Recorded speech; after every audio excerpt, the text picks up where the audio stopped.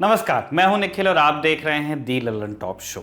महामारी जब आती है तो लहरों में आती है। 1918 के स्पेनिश फ्लू से हमने यही सीखा था। कुल 3 लहरें होती हैं। पहली लहर, फिर एक बहुत बड़ी दूसरी लहर, तीसरी लहर जब आती है तो वो दूसरी और पहली लहर से अमूमन छोटी होती है। इसीलिए 2020 की शुरुआत में ही यह तय हो गया था कि दुनिया को इस बीमारी की कम से कम 3 लहरों का सामना करना ही होगा। भारत के लिए पहली लहर बीमारी और मृत्युओं के साथ आर्थिक तबाही भी लाई। साथ में लाई प्रवासियों की पीड़ा, जो सैकड़ों किलोमीटर दूर तक पैदल चलकर अपने घरों तक गए। दूसरी लहर के दौरान हमारी स्वास्थ्य सेवाओं की कमर ऐसी टूटी कि अच्छे खासी पहुंच वाले लोग भी अपने इलाज और ऑक्सीजन की व्यवस्था नहीं कर पाए, मारे गए। मृत्यु का ऐसा भीषण तांडव हुआ कि आर्थिक तबाही की बातें छोटी लगने लगी। और अब ये लगभग तय है कि भारत को भी तीसरी लहर का सामना करना होगा। ये लड़ाई हम कैसे लड़ेंगे, इसके लिए किस तरह की सावधानियों की ज़रूरत होगी, इन्हीं सवालों के जवाब आज हम दी लल्लन टॉप शो में तलाशेंगे। और इस सवाल को भी टटोलेंगे कि क्या ओमिक्रॉन वेरिएंट से भी उतना ही खतरा होगा जितना डेल्टा वेरिएंट से था, जिसने दूसरी लहर की तबाही भारत में लाई। समाचार एजेंसी एएफपी का कहना है कि दुनिया भर में एक बार फिर संक्रमण न सिर्फ तेजी से बढ़ रहा है कोरोना का, बल्कि रिकॉर्ड भी तोड़ रहा है। 22 से 28 दिसंबर के हफ्ते में दुनिया भर में रोजाना औसतन 9,35,000 मामले सामने आए। ज़्यादातर यूएस और ब्रिटेन से हैं। विश्व स्वास्थ्य के विषय पर शोध करने वाले वॉशिंगटन यूनिवर्सिटी के the institute for health matrix and evolution IHME ने दावा किया है कि अगले 3 महीनों में ओमिक्रॉन वेरिएंट के 300 करोड़ मामले सामने आ सकते हैं, 3 अरब। भारत में भी मामले तेजी से सामने आ रहे हैं। ज़्यादा चिंता यहाँ भी ओमिक्रॉन वेरिएंट को लेकर है। सबसे ज़्यादा मामले अब तक दिल्ली में सामने आए हैं, कुल 238, और इसीलिए सबसे सख्त कदम दिल्ली ने ही उठाए हैं। दिल्ली ने येलो अलर्ट की घोषणा कर दी है और इसी के साथ ढेर सारे प्रतिबंध लागू कर दिए हैं। दूसरे नंबर पर महाराष्ट्र है। देश के दूसरे राज्यों ने भी अभी से लोगों के इकट्ठा होने को रोकने के लिए कदम उठाने शुरू कर दिए हैं और इस सब ने सभी को एक बार फिर से परेशानी में डाल दिया है। प्रवासी इस चिंता में है कि क्या उन्हें एक बार फिर अपने घरों की तरफ लौटना होगा। छोटी छोटी कंपनीज में काम करने वाले लोग इस चिंता में हैं कि उन्हें कितने वक्त तक घर पर रहना होगा, क्योंकि कई कंपनीज अपने कर्मचारियों को घर से काम करने पर आधा वेतन ही देती हैं। जी हाँ, ये देखने को आ रहा है कि कई कंपनीज जिन्होंने वर्क फ्रॉम होम का मॉडल लागू किया है, वो अपने कर्मचारियों को पूरा वेतन नहीं दे रही हैं। इसीलिए लोग मजबूरन महामारी में संक्रमण का खतरा उठाते हुए ऑफिस जाने को मजबूर हैं। दूसरी लहर के बाद रफ्तार पकड़ रहे बाजार को देखते हुए जिन लोगों ने नए उपक्रमों में निवेश किया था, किसी ने छोटी दुकान, छोटा बिजनेस डाला था, उन्हें अभी से घाटे का डर सताने लगा है, खास तौर पर हॉस्पिटैलिटी और मनोरंजन के क्षेत्र में। महामारी को लेकर हमारा अर्जित ज्ञान ये तो कहता है कि तीसरी लहर दूसरी और पहली लहर से छोटी होगी, लेकिन ये छोटी लहर भी भारत जैसी विशाल आबादी के लिए कितनी घातक हो सकती है, इसे समझने के लिए हमें कुछ बातों पर गौर करना होगा। कोरोना की पहली लहर ने हमारे स्वास्थ्य ढांचे की परीक्षा ली थी और दूसरी लहर ने तो उसे पूरी तरह से इनफेक्टिव गौण साबित कर दिया था। क्या इस बार भी ऐसा होगा? इस सवाल का जवाब कई हिस्सों में हम देना चाहते हैं। पहले हिस्से पे आते हैं। दूसरी लहर की तबाही के पीछे मुख्य वजह थी डेल्टा वेरिएंट। अब भारत की बड़ी आबादी को कम से कम एक टीका लग चुका है। तेजी से दूसरी खुराक भी लगाई जा रही है।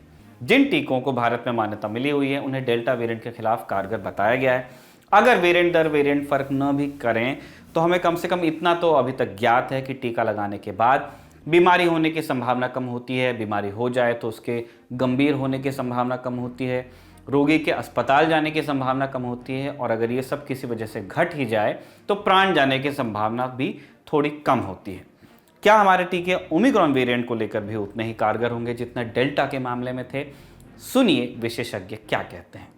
जो वैक्सीन एफिकेसी की बात है, और मैं जिसके बारे में आपसे बात कर रही थी कि न्यूट्रलाइजिंग एंटीबॉडीज हैं या टी सेल इम्यूनिटी की बात हम कर रहे थे, तो जहां तक न्यूट्रलाइजिंग एंटीबॉडीज की बात है, देखिए जो रिसेंट डेटा भी आया है फाइजर वैक्सीन का, जिन को फाइजर वैक्सीन के पहला या दूसरा शॉट लगा था, उसमें हम देखते हैं कि न्यूट्रलाइजिंग एंटीबॉडीज अगेंस्ट जो ओमिक्रॉन वेरिएंट है उसमें डेफिनेटली गिरावट आई है। लेकिन वैक्सीन का जैसे ही बूस्टर डोज लगता है, उस वैक्सीन की जो इफेक्टिवनेस है वो 70 से 75% फिर हो जाती है। तो बूस्टर डोज जैसे ही आपको लग रहा है, आपका जो शरीर है वो जो कोरोना वायरस का नया वेरिएंट है उसे पहचान भी रहा है और उसके खिलाफ एंटीबॉडीज ज्यादा मात्रा में भी बना रहा है और बेहतर क्वालिटी की भी बना रहा है। एक तो ये बात है।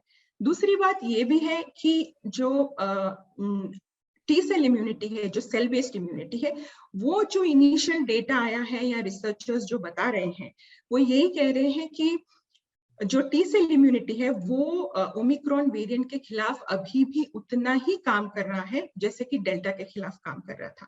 तो इनिशियल डेटा ये कह रहा है कि आपकी टी सेल इम्यूनिटी अभी भी काम कर रही है ओमिक्रॉन के खिलाफ।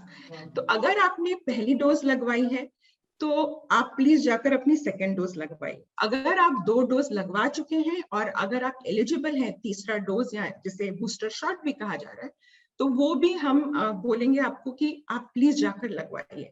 हमें आज जो साइंस की बात करें या आज का डेट में जो विज्ञान कह रहा है वो ये कह रहा है कि अगर आप एक डोज आपने लगा रखी है तो आप थोड़े प्रोटेक्टेड हैं। अगर आपने 2 डोज लगवा रखी है तो आप पार्शियली प्रोटेक्टेड हैं, थोड़ा प्रोटेक्शन आपका बढ़ जाता है। लेकिन आप पूरी तरह आज की डेट में जो साइंस यही कह रहा है कि आप पूरी तरीके से तभी प्रोटेक्टेड हैं जब आप 3 डोज अपनी ले चुके होते हैं। उसके अलावा ये तो हो गई मतलब जो डेटा आया है, उसके अलावा हम देखते हैं कि जैसे ईयू में है या यूरोपियन यूनियन में है या यूएसए में जो भी सीवियर डिजीज है या हॉस्पिटलाइजेशन है, वो हम देख रहे हैं कि सब अनवैक्सीनेटेड पेशेंट्स में है। तो जो वैक्सीनेटेड पेशेंट्स में हॉस्पिटलाइजेशन या डेथ की जो प्रतिशत है या जो दर है वो बहुत कम है। हम यूरोपियन यूनियन में देख रहे हैं कि जितने देशों में जहाँ पे वैक्सीनेशन की दर काफी ज्यादा है, वहां पे हॉस्पिटलाइजेशन भी कम है और मृत्यु की दर भी कम है। ये तो ओमिक्रॉन के मतलब अभी ये मैं आपको रीसेंट डेटा बता रही हूँ। अगर हम थोड़े महीने पहले भी जाएं तो हार्वर्ड के रिसर्चर्स और इजराइल के क्लैलिट रिसर्च इंस्टीट्यूट का भी एक स्टडी आई थी लैंसेट में। उन्होंने ये देखा था कि जो डेल्टा वेरिएंट के खिलाफ थी ये स्टडी, कि जहां पे भी तीसरी डोज लोगों को मिल गई थी वहां पे करीबन 90% गिरावट थी सीवियर डिजीज या हॉस्पिटलाइजेशन में। तो whatever the strain is, whether it is Delta or Omicron, the message is जाकर वैक्सीनेट अपने आप को कीजिए।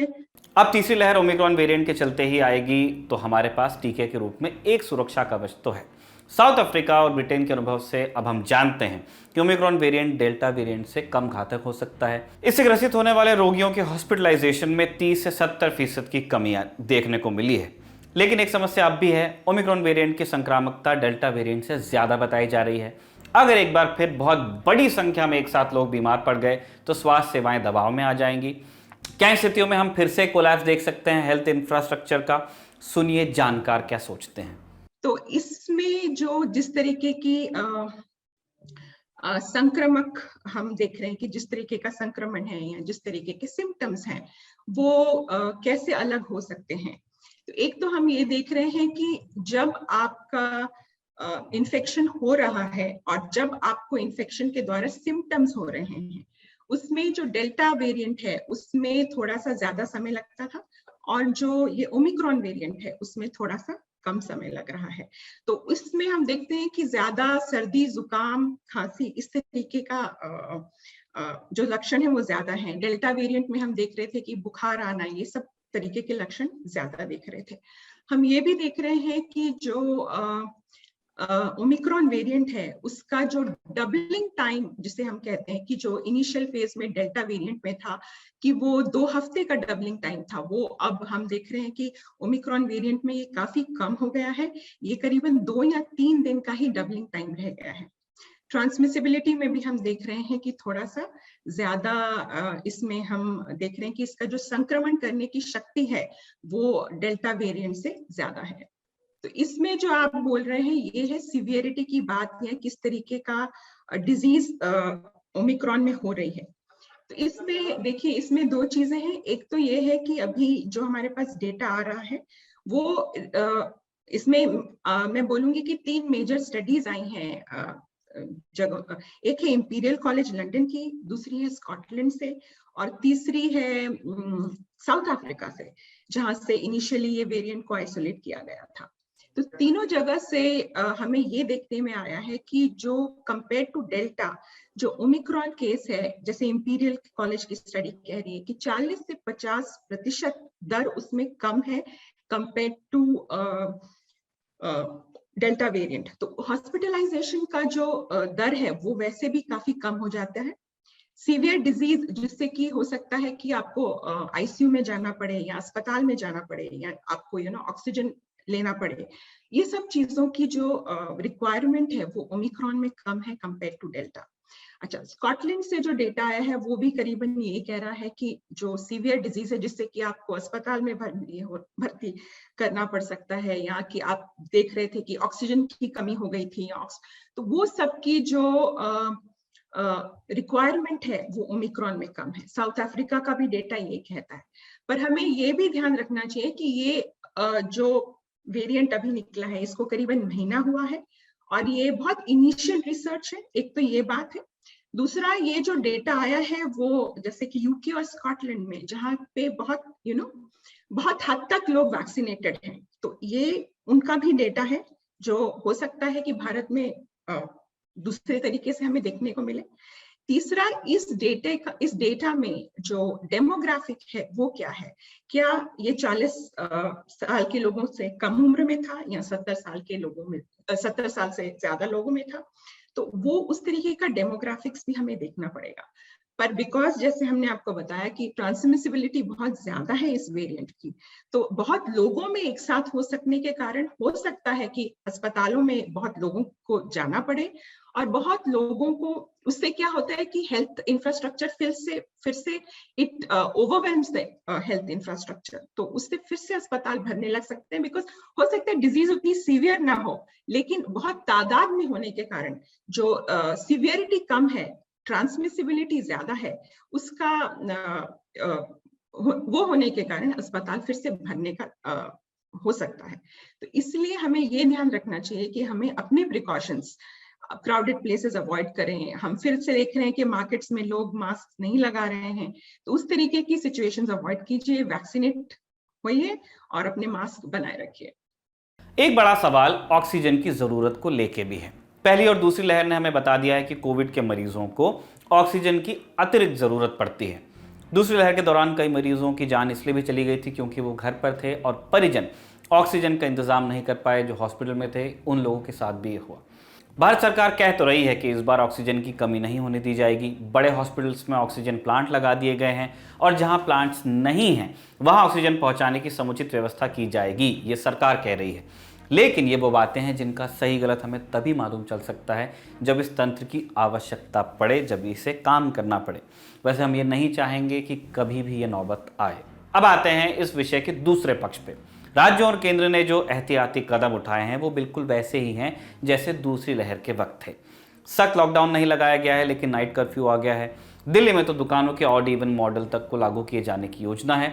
स्कूल्स बंद कर दिए गए हैं और दूसरे राज्यों की सरकारें भी इसी तरह के कदम उठाने के बारे में सोच रही हैं। ये प्रतिबंध इस लहर को रोकने में कितने कारगर हो सकते हैं, आइए ये समझते हैं, क्योंकि बात यहाँ इकोनॉमिक इम्पैक्ट की भी है। देखिए, ये बात बिल्कुल सही है। ये तो मैं भी बोलूंगी कि रिस्ट्रिक्शंस की थोड़ी हमें अब जरूरत हो गई है। मतलब अब आप बोलें कि बिल्कुल ट्रैवल रिस्ट्रिक्शंस कर दें, आप फ्लाइट्स बिल्कुल बंद कर दें, या बिल्कुल आप बहुत सीवियर लॉकडाउन लगा दें, तो वो हमें ध्यान रखना चाहिए कि ये इस महामारी को या इस पैंडेमिक को अब 2 साल हो गए हैं। तो 2 साल पहले जब ये पैंडेमिक शुरू हुआ था, उस समय हमें इस वायरस के बारे में बहुत कुछ पता भी नहीं था।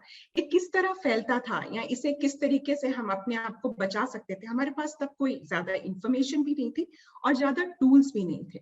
आज हमें ये पता है कि ये वैक्सीन से हम अपने आप को बचा सकते हैं काफी हद तक सीवियर डिजीज से।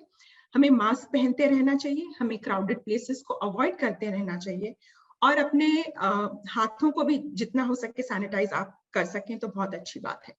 तो ये सब 2 साल के बाद जब हम देखें कि इंफॉर्मेशन हमारे पास इस तरीके की है और अब हम ये भी देख रहे हैं कि कुछ ड्रग्स भी एफडीए ने, जैसे आई थिंक फाइजर की ड्रग है वो पैक्सलोविड मोनोक्लोनल एंटीबॉडी है, इंडिया में भी मोलनुपिरावीर उन्होंने अभी रिसेंटली रेगुलेट कर दी है। तो हमारे पास अब जो इस बीमारी के खिलाफ लड़ने के जो टूल्स हैं वो ज्यादा बढ़ गए हैं। इंफॉर्मेशन भी है, वैक्सीन्स भी हैं, मेडिसिन भी हैं और साइंस का ज्ञान भी है। तो मेरे ख्याल से उस तरीके का बहुत सीवियर लॉकडाउन जैसे हमने पहले देखा था, उस तरीके का लॉकडाउन में जाने का उम्मीद है कि जरूरत ना पड़े। पर थोड़े से रिस्ट्रिक्शंस जहाँ पे हम देखते हैं कि लोग, और थोड़ी सी मेरे ख्याल से रेस्ट्रिक्शन से ज्यादा मैं बोलूंगी कि रेगुलेशंस इंपॉर्टेंट है, कि मास्किंग बहुत इंपॉर्टेंट हो। जो भी लोगों को वैक्सीनेशन नहीं लिया है वो बहुत इंपॉर्टेंट है कि वो अपना वैक्सीनेट अपने आप को करें। जो हमारी एल्डरली पॉपुलेशन है या इम्यून कॉम्प्रोमाइज पॉपुलेशन है या जिन फ्रंट लाइन हेल्थ वर्कर्स हैं या जिन्हें सेकेंड वैक्सीन का डोज लिए 6 महीने से थोड़ा ज्यादा हो गया है, तो उन सब लोगों को इम्यूनाइज करना, बूस्टर देने की हमें जरूरत है। बहुत ज्यादा रिस्ट्रिक्शन से मेरे ख्याल से हमें जो हमारे पास टूल्स हैं हमें उसे उपयोग में लेना चाहिए। इन सारी बातों के साथ एक अंतिम बात भी हमारी तरफ से, सावधानी रखिए लेकिन खौफ मत खाइए। अगर आप टीके के लिए पात्र हैं तो टीके लगवा लीजिए। और जो लोग चोरी से बूस्टर्स लगा रहे हैं, जी हाँ ये हो रहा है, कई लोग चोरी से तीसरी खुराक ले रहे हैं, उनसे हमारी अपील है कि प्लीज़ ऐसा मत कीजिए, अपनी बारी का इंतज़ार कीजिए। हो सकता है जो आप चोरी से टीका लगा रहे हो वो किसी पात्र नागरिक के हिस्से का हो, इससे प्लीज़ बचिए। अब वक्त है शो में कू की राय का। आज हमने कू पर सवाल किया था कि ओमिक्रॉन वेरिएंट को लेकर सरकार की तैयारी से आप कितने संतुष्ट हैं। हाँ में जवाब दिया है 69% लोगों ने और ना में जवाब दिया है 31% लोगों ने। अगर आप भी कू पर हमारे पोल्स का हिस्सा बनना चाहते हैं तो कू पर दी लर्न टॉप को फॉलो कर सकते हैं। हम कू पर आपसे अलग अलग मुद्दों पर आपकी राय भी मांगते रहेंगे। अपनी राय आप हमें कमेंट बॉक्स या #LTShowOnCoo के साथ आप कू करके बता सकते हैं, हम उसे भी शो में शामिल करेंगे। अब बारी है सुर्खियों की। आज हमने उल्टा पुल्टा कर दिया है। पहली सुर्खी आई है नागालैंड से। 4 दिसंबर, आप जानते ही हैं, इस दिन नागालैंड के मौन जिले में सेना की गोलीबारी में 6 नागरिकों की जान चली गई थी। एक बॉस्ट ऑपरेशन था, मिस्टेकन आइडेंटिटी की बात सेना ने की थी। घटना के बाद हुई हिंसा में 8 और लोगों की जान चली गई थी। सेना के भी एक जवान की जान गई थी। जांच के लिए नागालैंड सरकार ने एक विशेष जांच दल यानी SIT का गठन किया था। मीडिया रिपोर्ट्स के मुताबिक SIT की टीम कल से घटना में शामिल 21 पैरा स्पेशल फोर्सेस के जवानों के बयान दर्ज कर सकती है। सूत्रों की माने तो जांच को गति देने के लिए नागालैंड SIT का विस्तार करते हुए सदस्यों की संख्या 8 से बढ़ाकर 22 कर दी गई है। इस बड़ी टीम में 5 IPS ऑफिसर्स शामिल हैं। इस घटना के बाद नागालैंड से आफ्सपा को हटाने के लिए आवाज उठी, जिस पर विचार करने के लिए एक पैनल का गठन भी हुआ है। सेना से जुड़ा एक अपडेट जम्मू कश्मीर से भी है। दूसरी सुर्खी इसी से बनी है। श्रीनगर के हैदरपुरा में पिछले महीने 15 नवंबर को हुए एनकाउंटर की जांच के बाद जम्मू कश्मीर पुलिस की SIT ने सुरक्षा बलों को क्लीन चिट दी है। 15 नवंबर को श्रीनगर के हैदरपुरा में एक पाकिस्तानी आतंकवादी सहित 3 अन्य स्थानीय लोगों की एनकाउंटर में मौत हो गई थी। स्थानीय लोगों का आरोप था कि एनकाउंटर फर्जी है, जबकि SIT के मुताबिक कारोबारी अल्ताफ भट्ट और डॉक्टर मुदासिर गुल को या तो आतंकवादियों द्वारा मानव ढाल के रूप में इस्तेमाल किया गया, जिससे क्रॉस फायरिंग में उनकी जान चली गई, या आतंकवादियों द्वारा ही मार दिया गया था। जम्मू कश्मीर की पूर्व मुख्यमंत्री महबूबा मुफ्ती ने SIT पर सवाल उठाते हुए कहा है कि SIT की ओर से सुरक्षा बलों को दी गई क्लीन चिट हैरान नहीं करती है। तीसरी सुर्खी पेट्रोल सब्सिडी से बनी है। जी हाँ, आपने ठीक सुना है, पेट्रोल पर सब्सिडी आ रही है। अब तक आप पेट्रोल के दाम घटने या बढ़ने की खबरें सुनते आए होंगे, लेकिन अब झारखंड की हेमंत सोरेन सरकार पेट्रोल पर सब्सिडी देने जा रही है। राज्य के BPL राशन कार्ड धारी को दुपहिया वाहनों के लिए सोरेन सरकार 25 रुपये प्रति लीटर की दर से राशि सीधे उनके बैंक खाते में भेजेगी। DBT होगा, लेकिन आप BPL होने चाहिए, बिलो पॉवर्टी लाइन, गरीबी रेखा के नीचे वाला अगर कार्ड है तभी आपको इस योजना का फायदा मिलेगा झारखंड में। ये योजना 26 जनवरी 2022 से लागू होगी और एक गरीब परिवार को हर महीने 10 लीटर पेट्रोल तक की सब्सिडी मिलेगी। झारखंड सरकार का मानना है कि पेट्रोल के बढ़ते दामों के कारण गरीब परिवार घर में मोटरसाइकिल होते हुए भी चला नहीं पा रहे हैं। ये था आज का the learn top show. Comment box में लिख के बताइएगा आपको कैसा लगा। अब आपसे मुलाकात होगी कल, तब तक के लिए दीजिए इजाजत। नमस्ते।